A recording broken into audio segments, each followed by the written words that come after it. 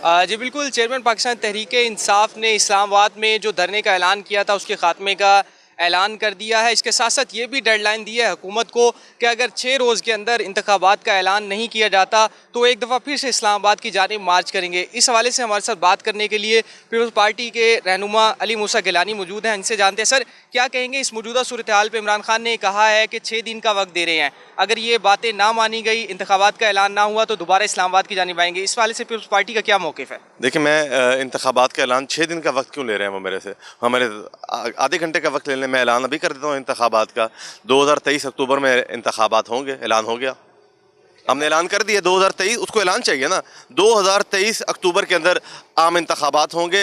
इमरान खान साहब तैयारी करें, इलेक्शन कैंपेन करें अपनी। उनको तो साल मिल गया कैंपेन करने का, वो साल बोलें झूठ लोगों को। हम अपना काम करेंगे, जो उन्होंने तबाहियाँ मचा कर गए हुए हैं हम उनको फिक्स करेंगे साल में, और साल बाद इमरान खान साहब इलेक्शन की तैयारी करें, कैंपेन करें। उनको क्या परेशानी है? अगर इमरान खान साहब दोबारा इस्लामाबाद की जानिब आते हैं, मार्च करते हैं, धरना देते हैं, तो इसके हवाले से क्या हिकमत अमली है?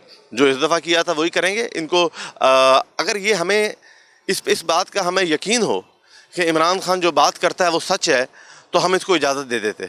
हमें प्रॉब्लम ये है कि पिछली दफ़ा इन्होंने धरना दिया तो पीटीवी जला दिया, पार्लियामान के अंदर हमले कर दिए, सुप्रीम कोर्ट के बाहर आकर इन्होंने हुल्लड़बाजी की। कल जो हुआ, इन्होंने दरख्त जला दिए, इन्होंने इमलाक जला दी। अगर ये सुकून से करें, गाड़ियाँ जलाई इन्होंने, अगर ये सुकून से करें तो हम फिर भी इनको इजाज़त दे देंगे।